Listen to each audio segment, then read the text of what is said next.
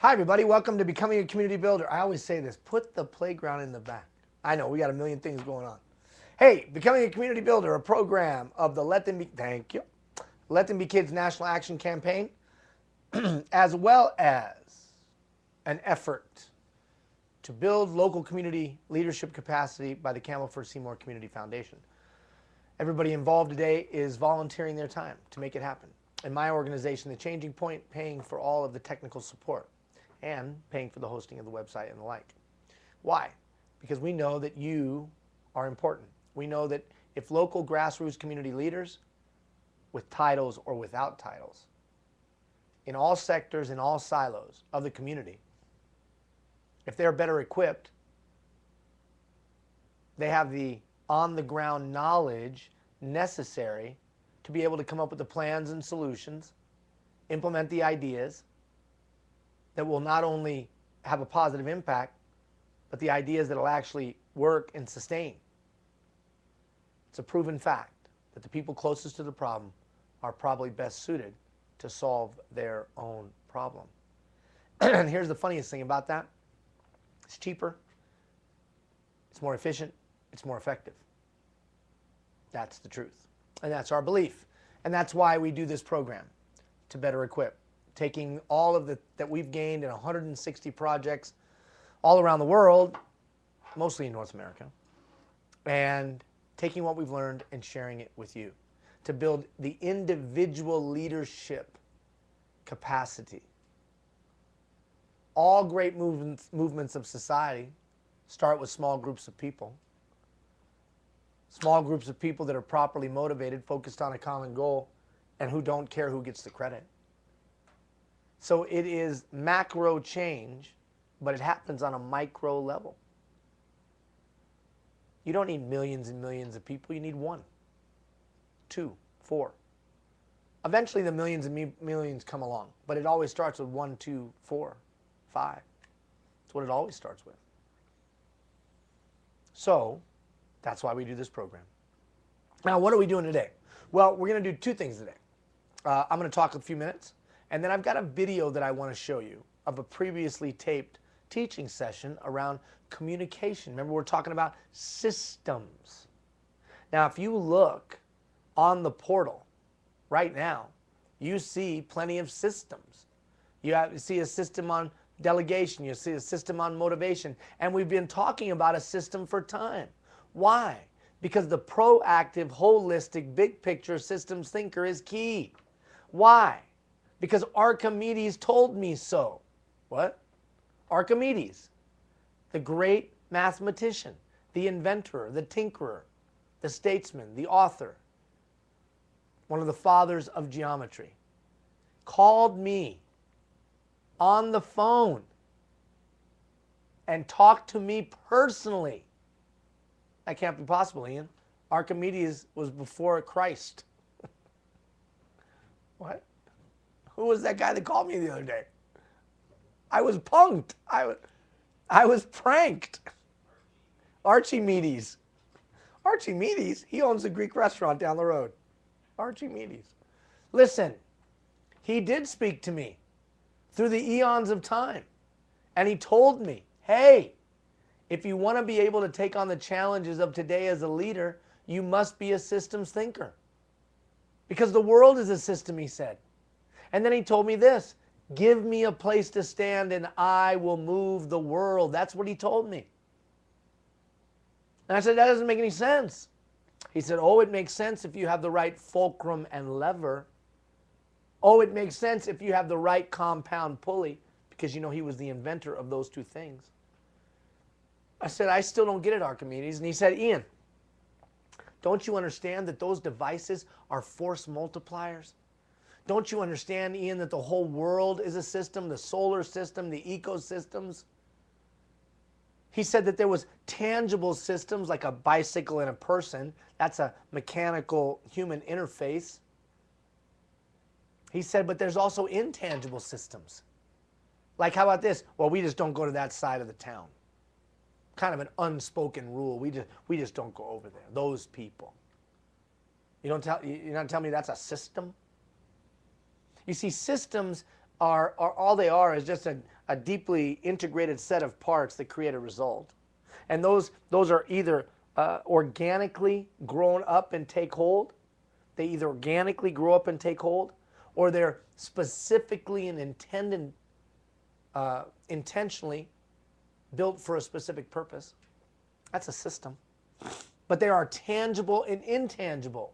There are organic, I don't know, it's just what we do around here. And then there's intentional. But here's the challenge with all of that. If we don't intentionally develop systems for specific purposes, and if we don't come back to those systems and regularly and routinely look at them to see if they still are relevant, meaningful, purposeful, impactful, we get ourselves in a jam. You know what the jam we get into is? That the systems that are around us are irrelevant, that the systems around us are ineffective, that the systems around us that organically grew up serve no purpose whatsoever. And then we get upset and try to solve it by taking a look at one specific sliver of the larger system. The building of the citizen of tomorrow. Huh? Yeah, our kids. Are you completely satisfied? Am I completely satisfied with the building of the citizen of tomorrow, the product that we're getting? Well, the answer is probably no. No, why could that be? Well, could it be that the institutions charged with the building of the citizen of tomorrow, that society has counted on through eons of time, are fractionalized as best? The family unit, the faith organizations, the schooling systems, all of those. Are they working in harmony? Have we clearly articulated what we want those citizens of tomorrow to be like, look like, smell like, feel like, taste like? And then do we have some kind of integrated system to do that? Well, sort of we do. Sort of we do? Can we leave it to sort of we do? Come on now. But make no mistake, the citizen of tomorrow is being built. And there are systems in play. Now, they may, albeit they may be organic systems, there's still systems in play. And whether that's the commercial systems, whether that's the media system, I don't care what you say. That's a fact. My little 10-year-old girl is being developed. There's no doubt about that. And she's either going to be developed by me intentionally, strategically, building what I want her to be 10, 12, 14 years from now, or the forces of society are going to do that. Because there are systems in play.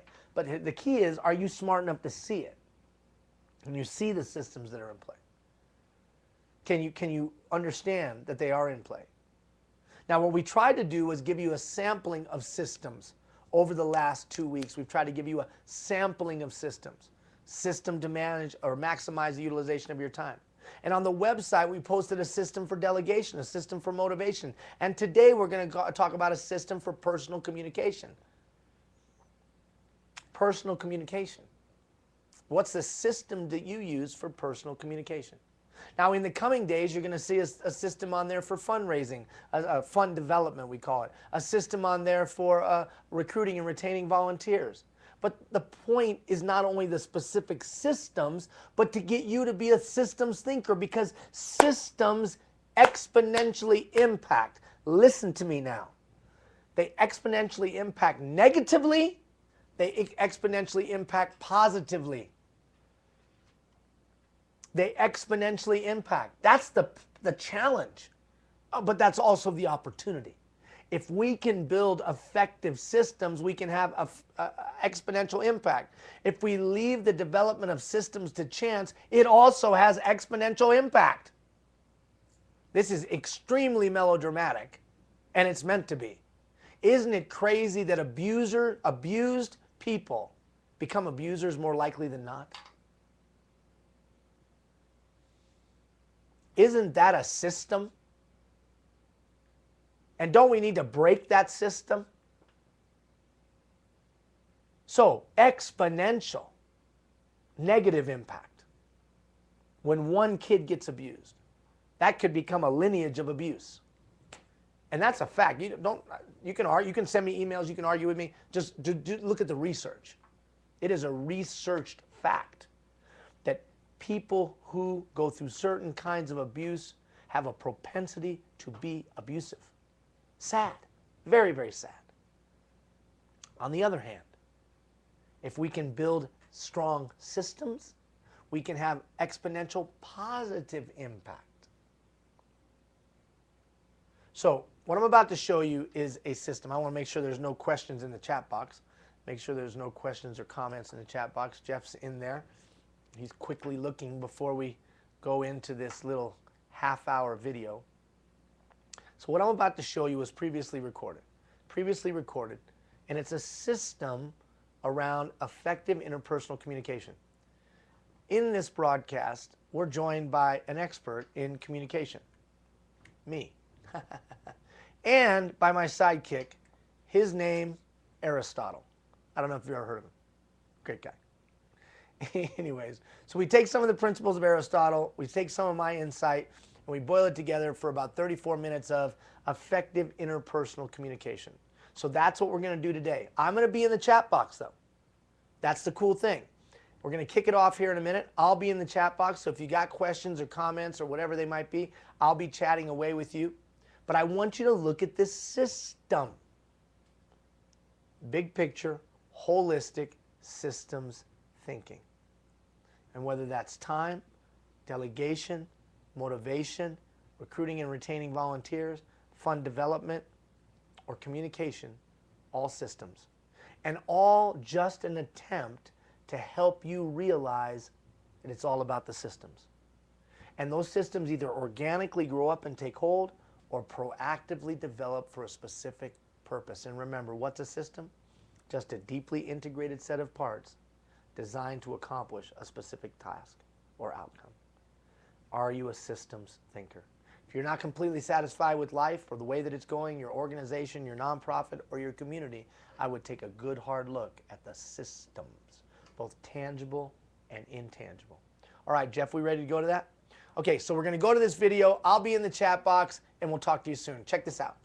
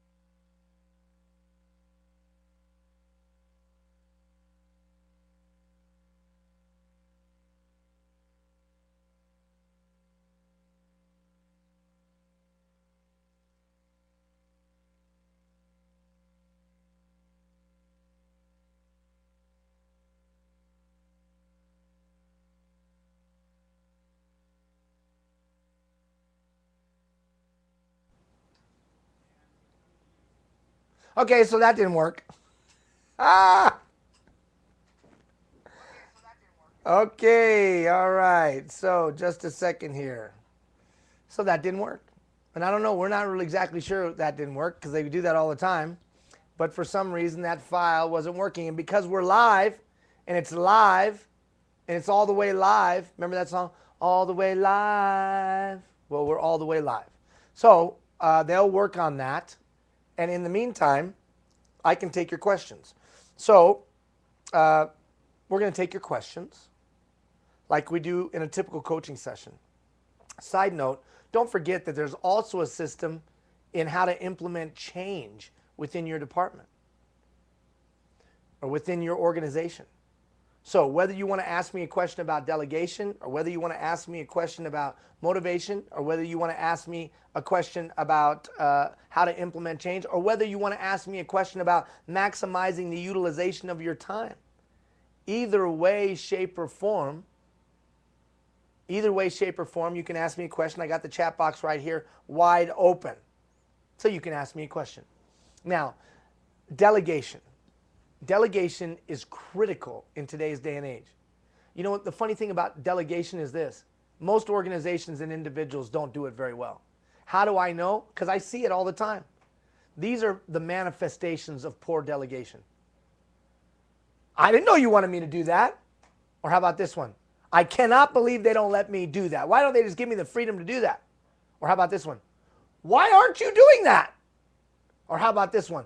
Why won't anybody just do that? Or how about this? I can't believe you just did that. Those are all manifestations of poor delegation. They just are. Now, why is that important to us as community builders? As community builders, if we don't have some tools in our toolkit to get things done, we're going to have challenges. And those tools that we have in our toolkit must be tools that are relevant for today. Look, there's only two ways to get things done. Either you're going to do it or I'm going to do it. Either you're going to do it or I'm going to do it. Period. What becomes a challenge is that I'm not sure if you can do it. And so I hold on to it myself. Or I give it to you and you screw it up. And then I definitely hold on to it. And that happens in paid employee-employer situations, but that also happens in volunteer situations all the time. So the challenge for you and the challenge for me is, do we have a way to delegate and mitigate the risk? There's a lot of talk about empowerment, right? There's a lot of talk about, well, we got to empower our people. We need to empower our volunteers to make decisions, or we need to empower the community member.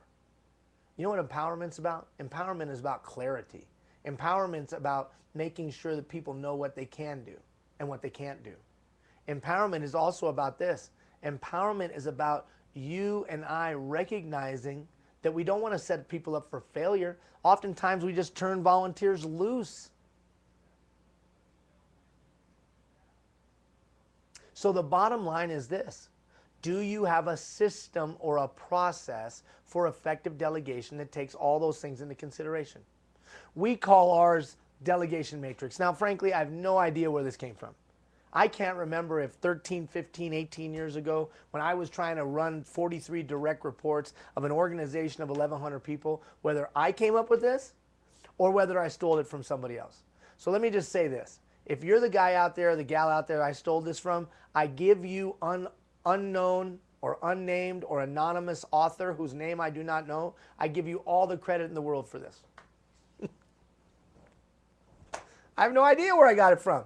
I just know that it works. Delegation. So what is it? Where's my little handy dandy dealy do? Where's my handy dandy dealy do? Handy dandy dealy do is the international term. Handy dandy dealy do pen. They're running. They're sprinting right now with the pen. There we go. Jeff's hand comes in, sprinting with the pen. Handy dandy dealy do. See, this is called live, y'all. It's live. We're not jacking around. We're broadcasting live. This isn't taped. CBC. Peter Mansbridge taped. This is live. Okay, I want to talk about this, and then we'll go into the audio, or we'll go into the what do you call it? What's it called? Communication. Yeah. All right, really quick. So if it was me, and I was you, and I wanted to get the most of my people, I would utilize this delegation matrix. Now I'm going to go through it really, really quickly. You can go back and watch the video at another time. But basically, it's all based on proficiency. If someone's highly proficient, then guess what? If they're highly proficient, I'm going to let them do their thing. If they're not proficient in any way, then they're going to have to work through me. So we're going to take everything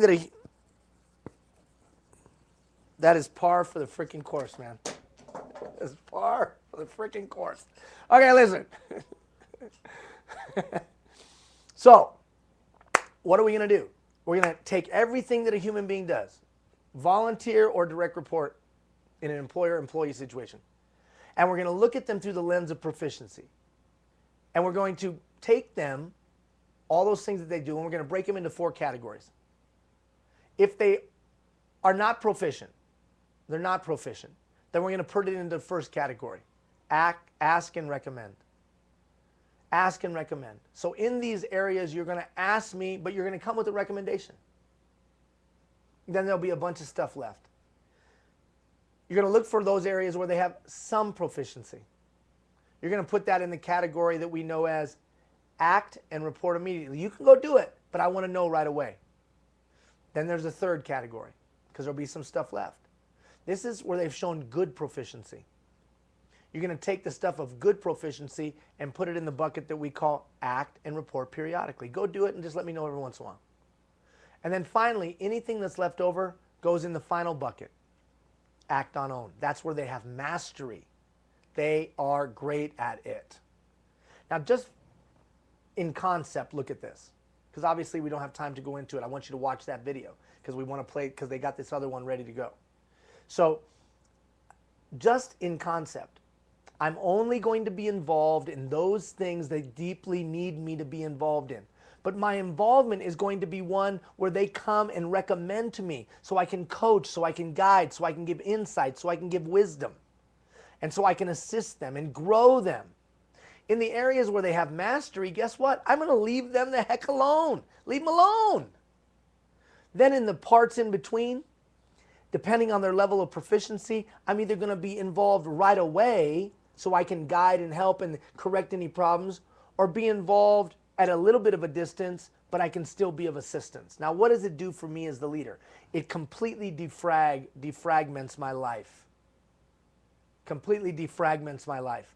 I can focus on when they need me, and I'm out of their way when they don't. I don't micromanage anymore. Now, in the video on the website, it'll give you some tips, it'll give you some ideas. But that's the delegation matrix, and that's the beauty of a system. A system. It both empowers and controls all at the same time. Because I'm in control of that area that they don't have proficiency, and I've empowered them to act in the areas we mutually agree that they have mastery. All right. With that said, I'm going to go into this video. We ready, Jeff? It's a video previously recorded on communication. Effective interpersonal communication. I sent you the handout and the reminder. I hope you enjoy it. I'll be in the chat box. If the sound doesn't work, you'll see me again. Check it out.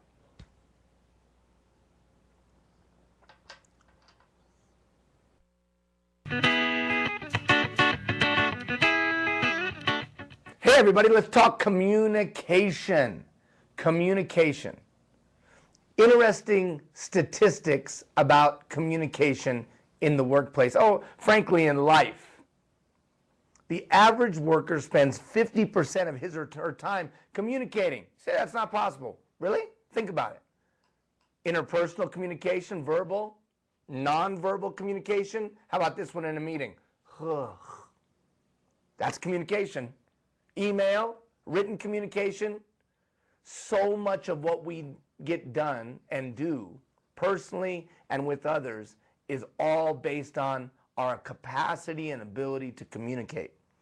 Business success is 85% dependent on effective communication and interpersonal skills. How can that be? Because either you're going to do the work or I'm going to do the work. Especially in difficult economic times where budgets are lean, we've got to work collaboratively. We've got to work in team settings. We've got to work with multiple stakeholders to get things done. And if you're a person that completely relies on your own capacity and horsepower to get things done, you ain't going to get much done. Not today. We've got to be able to communicate. 45% of time spent communicating is listening. Listening. And we don't just listen with our ears. We listen with our eyes. We listen with our gut, our intuition. Those are all ways that we capture information and process information. We'll talk about listening in just a moment. Writing represents 9% of communication time. Now, you know what? I looked at that stat by the researchers, and I thought, you know what? That's a little older stat. because so much is texting and so much is typing on your email. And does that fall into writing? I'm sure that it does. I'm sure that number is going up, especially for my 19-year-old daughter and her two thumbs. A remarkable 75% of the interpersonal communication that happens, that face-to-face, is nonverbal. How about that? Can you pick up on those nonverbal clues? Are you keyed in? At the end of this discussion, I'm going to give you an exercise to do that will help you begin to really clue in on the nonverbal side. Well, this isn't a new subject matter. This isn't something that just came to be. All of a sudden, there was all kinds of discussion about effective communication. No, it's been being discussed since the beginning of time. Look at what Aristotle, even Aristotle, our boy, my man, Airy. That's what they knew back then in the day. They called him Airy. How do you know that? I don't know. I made it up. Anyways, Airy, my boy, he said that there had to be a communication process, that there was one in play. And the more you were aware of the process, the more effectively you could communicate. The less aware of the process, the less intentional you would be in the effectiveness of your communication. He said that there was a sender, that was the speaker. He said then there was a message, and then there was a receiver. Sender, message, receiver. And that all communication wasn't based